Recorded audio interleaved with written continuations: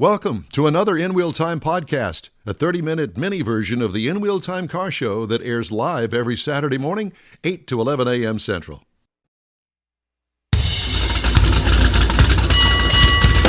You've got the In Wheel Time car talk show coming up. Pardon? I said, hoo-hoo. Hoo-hoo. Wait a minute, that's a sound effect button I've got over here. There you go. Coming up, we're going to try to talk to Zen Master Ulysses Garcia and get the latest on the JDM stuff, but I figured out what the problem is. He's not here. He's on Japanese time. Oh. So it's a different hour. Oh, it was yesterday then. Jeff's going to bring us some car culture with side view mirrors. Cameras. Cameras. Side view mirror cameras. Well, yeah, they're the same, but they're just cameras. That's I all. like them. I think Mr. Mars reviews the 2025 Chevy Colorado. He's going, well, wait a minute, he's not here. Yeah, he's here. He stepped outside to take some sort of highly important phone call. Yeah. Howdy, along with Mike Out of This World Mars. We always need more Jeff Zekin, Chief Engineer David Ainsley. I'm Don Armstrong. Glad you could join us on this Saturday morning. We're recording this on a Friday. Yeah, there you go. I was going to say, how are we going to do that? Well, we're recording this on a Friday. So if you're watching on a Saturday at our regular time, right on. If not, then you're watching now, and congratulations, you found us. Yep. But we're live somewhere, aren't we? Yeah, somewhere. Somewhere. Well, we think we are because Mars isn't over there doing his thing. I think we're live in Tahiti. Really? Yeah. Do they have cars in Tahiti? I don't know. We'll be there next week. All right. So, since we don't have a Zoom person. We don't have a Zoom guest. No. Should I walk out there and get him? No. You could tap dance here by yourself for a while. Boo. But we were supposed to have Ulysses Garcia, JDM Master. Mr. Mars put Ulysses Garcia, Black Belt JDM Master. Yeah, he's like the guru of JDM. JDM is Japanese domestic market. Yeah. And why is it popular? Hopefully I'll look at some of his projects. We had it all lined up for you. But I think Ulysses is sleeping in. Mm-hmm. Yeah. He probably had a late night. Could have been. Yeah, he's still clubbing. Doing some sort of, either that or some parking lot takeover. He doesn't do that. No. He goes to the drag strip. Well, he was a racer. Yeah, the drag strip. Yeah, drag strip. I don't know if it might be drifting too. Well, I don't think so. Could be. Yeah, he was bragging about eighth mile times. Oh, okay. That's the new thing. In my world, it's not the new thing. No, quarter mile. 13:20. The other thing is that we wanted to bring up right out of the box this morning, and you may or may not know or recognize the name, Gene Winfield. And Gene Winfield passed away a couple days ago, and we've had him on this show several times when we were at Autorama. And the past few years, he hasn't been doing well enough to travel, and come to find out that he's had cancer. Mm-hmm. And I don't know whether that was the exact cause of death, but at any rate, he was, early 90s, I believe, mid-90s, somewhere in there, and still working every day that he could. Gene Winfield was an extraordinary car builder, forward-thinking car guru, right. I guess. He was a World War II guy, and he was one of the first hot rodders. Came back from the war, and in the late 40s started his own shop, and did some pretty amazing things in cars that you would recognize. He was known for his creations, and matter of fact, he's made appearances on all of the latest hot rod shows. TV shows, yeah. And it's always good to see him, and it's shame we're not going to see him anymore, but great guy, very approachable. Yep. And I'll never forget, I think we had the biggest stand-up audience when we had him on our show at Autorama. It was quite amazing. And he would bring his team in, and they would have a separate area, and he would actually do a chop of a vehicle live in front of everybody. Yes. And they would hit the welders, the grinders, the guys measuring, and they were young guys. They weren't, I want to say, students of the craft of the trade, but he would guide them, and he would explain the step-by-steps as they're chopping a top off of 50 Chrysler or something. And I think that's what he was really known for, is how to chop a car, because it's not just taking a Sawzall and going after it. And it's not just the roof. You can section a car. You can widen a car. You can chop and widen a car as well. Yep. So there's a lot of technical ability there, and he was the best. He was. And he did all of it by eyesight and experience. Yep. And I'm sure that he made lots of mistakes early on, but boy, I'll tell you what, he pulled it out in the end. And he was a big guy in the industry, but he wasn't a big guy in stature. He was a smaller man. Wiry. Yeah, wiry. Well, climbing in and out of those cars, you got to be. Exactly. And I think that that's what kept him going as long as he did, because he was always very active and always doing all sorts of things. Yeah. He lived out in Arizona, didn't he? I think it was Arizona. No, I think New that Mexico he lived or in Arizona? the desert of California. Okay. I think he lived in the Mojave Desert. Yeah, okay. I think. Mike's back. What was the thumbs up for? He did. He lived in the Mojave Desert. Yeah. We're just wondering where you've been. I've been. Are we even on the air? Yes, we are. I think. I hope. We got you there, Mike. We got you there. Been taking care of business. Business. Well, it is a Friday. And we explained to everybody that it is Friday. Speaking of business. We're doing this show live on Friday for playback on our regular time slot, Saturday, 10 to noon. Yes. So no matter whether you're watching it live now or you're watching it live but recorded on Saturday, there's many elements to all of this. Plus, just hit the let's button. not forget that this is going to be the spring forward, fall back kind of weekend. Yes, I was trying to explain that to my granddaughters, and they said, "What?" Yeah, well, it'll become important to them when they get old like us, because when you have a clock that changes by an entire hour, it screws up the next 2 weeks. So, Grandpa, are you going to fall forward right after this fifth? Yeah, that's it. Well, they asked me why. Why do we do that? I got no answer. Well, I think that originally it was for the farmers. And one of the things they said was for safety, like in the big cities, because people aren't in the dark so much, they're out in the daylight. They have all kinds of excuses. Yes. It was for the farmers. Yeah, because it gave them more daylight in the afternoons and the evenings so they could work the crops in the fields. Then we're not talking about the wintertime. Now, that has changed. Now it's, every 6 months, but it used to not be that way. It used to be a summer thing. Yes, for the farm area. That's true. Yeah. So, I lived in that era, and in that part of the country. Old Farmer Don. No, but Dad was. Anyway, so obviously Ulysses Garcia didn't get the message that I left for him. Didn't get the message that you left for him. Either that, or he's ignoring us, which we're very familiar with. Oh, he got the message. I don't think he's ignoring us, because he was very, very receptive to being here. I mean, we talked about it, and he was, yeah. Maybe he's been arrested. Or maybe he's still racing or something. Yeah. No. No, not on Friday morning. Maybe he's hard at work and, Could be. Very, very throwing possible. elbows around in the garage, that Very sort of possible, thing. very possible. The other thing I wanted to talk about was the tariff fiasco. I got a story here. I got to find it. But the president had all good intentions, I think, but he didn't really think it through until the big three automakers went to him apparently last week and said, Mr. President, It's not going to work. well, it'll work. We'll try to make it work, but it's going to cost everybody lots of money. And I think that the bottom line was that the $10,000, roughly $10,000 increase in a car that's $50,000, that's going to put a lot of people out of the market. Big, and a lot of big people, percentage. Yeah, a lot of people out of work. And of course, if you're not familiar with it, then you've been hiding under a rock. So, President Donald Trump will exempt automakers from his punishing 25% tariffs on Canada and Mexico for 1 month, as long as they comply with the terms of an existing free trade agreement, according to the White House. Trump is also open to hearing about other products that should be exempted from the tariffs, which took effect March 4th, the White House said.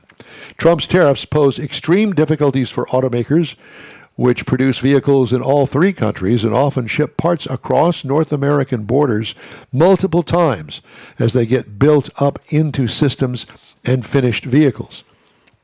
A 1 month exemption for cars and trucks that comply with the U.S. Mexico-Canada agreement's complex content rules, as Trump has outlined, would be a boon for Ford, GM, and Stellantis. And God knows that Stellantis needs all the help it can get and really doesn't need to be punished anymore, because that would be a real punishment for them, because they're barely hanging on. But the profits have slipped 27% or something like that. It's bad. I feel bad for the great folks that work at Stellantis or used to work at Stellantis that got booted by Carl. Carl. That was a big mess. So anyway, we've got a little reprieve on the tariffs for the automotive industry. We'll have to see how that all plays out. I think that Mexico is supposed to chime in on Sunday. They're supposed to have an announcement.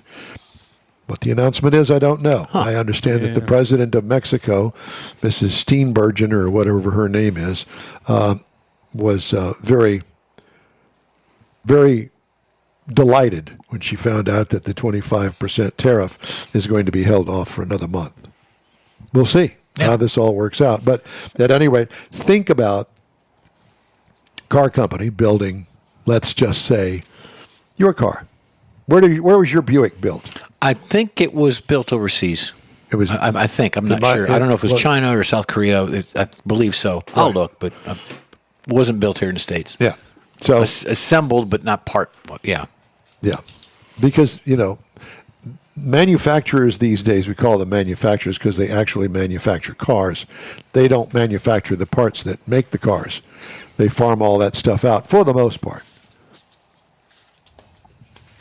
Yeah, I heard a commentator, journalist, whatever they are on TV, going through that. Journalist? There aren't any journalists anymore. So I'm saying a commentator.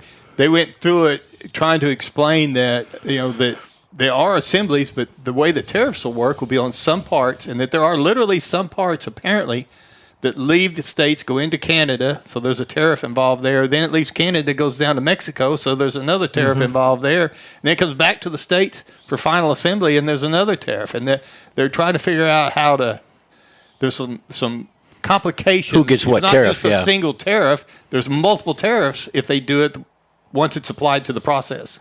And so that's part of the reason apparently they're backing off of this a little bit, because there's some unknown or unexpected tariffs. Yeah. So why did the manufacturers decide that they needed to assemble cars in Canada and Mexico with the big three? Why did they do that? I think it's the vendors, it's where the parts are built and how expensive the parts are and where they build them. I think that may have something to do with it, but as far as unions, well, Mexico is labor rates. Yeah, so much cheaper for property down there. To have a facility down there and just send people down there to help. Cost of living?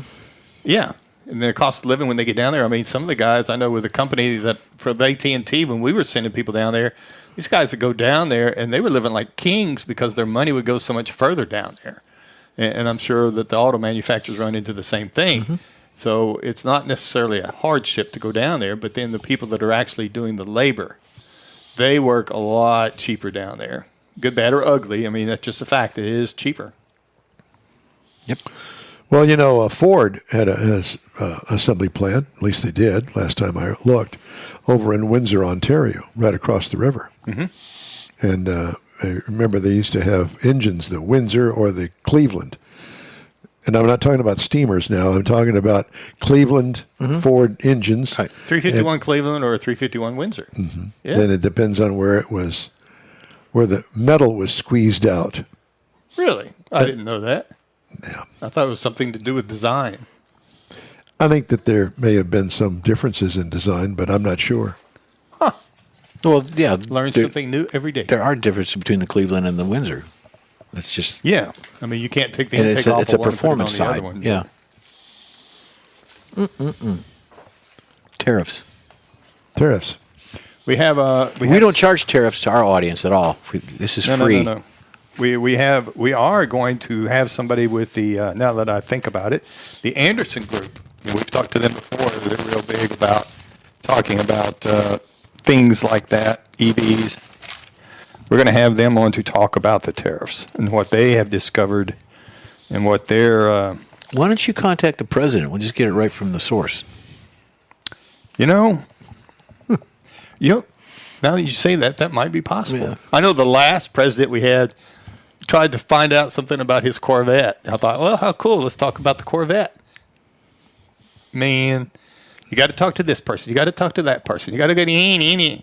You might be able to talk to this guy. Well, there's one that just got fired recently. We could talk to him. Well, that's the one that we couldn't get to before, but maybe we can now. Maybe you can't. He's looking for work, I'm sure. Think he knows he has a Corvette? I don't know. He doesn't anymore. You could teach him to run the He board. sold it? I don't know. I would assume. Teach him to run the board on remotes. God. Here we go. Sorry, David. Do you think that David is actually listening? Oh, yeah. He's probably got his tune in. Always. No. He's probably not listening. David is actually working his real job. Oh, that's right. It's Friday. It's Friday. Forgot. So I just got a message here from a listener of ours. His name is Mike, and he says, "Yes, sir. Could you please comment further on the Cleveland steamer?" It all depends on what steamer you're talking about. It runs up and down Cleveland the Great Lakes or steamer, something. Houston steamer. No, this would be the Cleveland steamer. I always thought that instead of, they had this whole big thing about the Cleveland Indians. Yeah. I think they just should have named them the Cleveland That was Steamers. Mike, wasn't it? Yeah. Okay. He apparently is listening. And I'm sure that, he's doubled over in laughter. Yeah, I'm sure. Or doubled over in Let's hope he's not in the air while he's texting. shooting pains. Is it tested? This is one of those weird days that It is. It's Friday. It's weird it's coming Friday. in the studio it's on a not Friday. the 13th. Yeah, and we all show up here at 9 o'clock this morning going, why are we here? There's usually beer cans tossed around. There's Don cleaned up the yard and everything. clothing and things we got to pick up. I was going to cut the grass this week, but I thought I'm waiting for it to start growing. It's not growing. I fertilized this past week. That doesn't make it grow right away. No. It's a weed and feed is what it is. Yeah. Take care Kill of the weeds. trees. The lawn. You know Not what? the tree. You know that it does kill the trees. These trees aren't dying. These trees have been around for millions of years. They're huge. Well, next on the garden line, We're going to make a sandwich. yeah. Golly, well, I don't know what else to tell you about the tariffs. I don't know what else to tell you about Cleveland Or their steamers. or the steamers. We could go into a break before we get charged a tariff. You want to do that? I think so. All right. Well, Jeff wins this round, this battle of Always. the steamers. So we're going to take a quick break here on the In-Wheel Time Car Talk Show. And we're trying to gather our thoughts and get an act together and see what we can come up with. But I needed to say this first, though. Okay. Mr. Mars is going to review the 2025 Chevy Colorado, Dun, along dun, with dun. Jeff's Car Culture feature on side view cameras that are going to take the place of mirrors. Mirror. The In-Wheel Time Car Talk Show is back in 2 minutes. The Tex-Mex dining experience is defined by Lupi Tortilla, your destination for Texas's best beef fajitas and frozen margaritas. Since 1983, Lupi Tortilla has served authentic and time-tested recipes made with the freshest ingredients. Atmosphere is part of the award-winning experience at Lupi Tortilla, all developed in a little house near Highway 6 and I-10 in West There's 6 of Houston. them you can put- Visit any of the Lupi Tortillas and you'll see the same attention to detail in each and every location. Start your Lupi experience with queso flamiado and guacamole, along with a classic frozen margarita. Dine on famous Lupi beef and chicken fajitas, or pepper shrimp brochette, or a fish or vegetarian entree, and finish with a scrumptious flan for dessert. Find Lupi Tortilla in Houston, College Station, Beaumont, Austin, San Antonio, and Dallas-Fort Worth. There's a Texas location near you.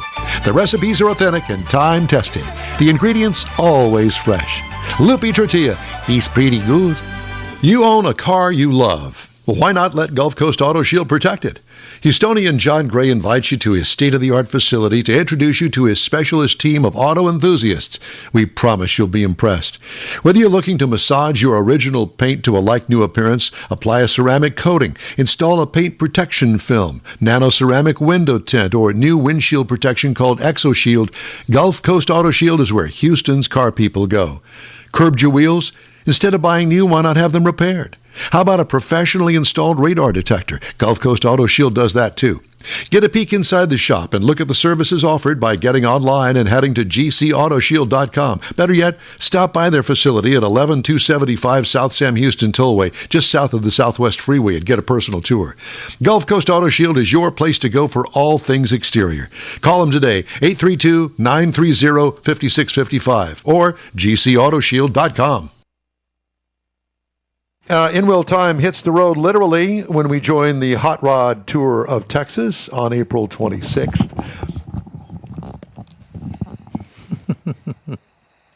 He's done. Go ahead. Yeah. Do you know what that sounds like when you do that? No, I really don't. I cannot hear a thing. That's why it amazes me that you can. Oh my God! It's right here in my ear. I know, but You want to know what that sounds like? That's what it sounds like. I just barely hear it. Yeah, because you've got other things in your ears. See, this is why I sit in the middle between these two guys. This is exactly why. We can't have anything nice around here with these boys. No, you can't. It's like having two heathens in the house trying to divide up toys, and it never works out. I mean, you get in a fight with your best friend, and then you don't talk to each other for a couple of days, and then, hey man, listen, I'm sorry. In-wheel time, the heathen edition. That's this. Jeff's Car Culture, side view mirrors. Let's go. All right. Well then, side camera mirror systems future is here. Side camera mirror systems, a cutting-edge innovation in automotive industry, are reshaping the way we see and interact with our vehicles. Traditional side mirrors may have been a staple of vehicles for decades, but they come with their fair share of challenges and limitations. Side camera mirror systems, on the other hand, offer numerous benefits, but they also present some downsides and legal hurdles that need to be addressed. Traditional mirrors can be obscured by factors such as rain, snow, dirt, or even insects, making it necessary for drivers to frequently adjust them or clean them to maintain proper visibility. This inconvenience can be particularly problematic during long journeys or in regions with unpredictable weather. In vehicles shared by multiple drivers, each individual may need to adjust the side mirrors and suit their unique preferences and line of sight. Failing to do so can lead to discomfort, reduce safety, and if the mirrors are not optimally positioned for the driver's height and seating position, especially when you crash into something. The design of the traditional side mirrors can generate wind noise and contribute to drag, especially at higher speeds. Reducing aerodynamic efficiency can impact both fuel economy and cabin comfort. Traditional side mirrors are unable to integrate advanced technology features. For instance, they cannot display additional information such as navigation guidance or blind spot monitoring, as is possible that with camera is as big as a regular damn side view mirror. It could be. It looks like a little camcorder hanging out there. Traditional mirrors provide minimal feedback to the driver about their surroundings. Side camera mirror systems often include features like distance markers or warning symbols that enhance drivers' awareness and safety. Traditional side mirrors are exposed to vulnerable and impact from other vehicles, obstacles, or even careless pedestrians. This makes them more susceptible to damage, vandalism, and being knocked out of alignment, necessitating repairs or replacement. Shame on that.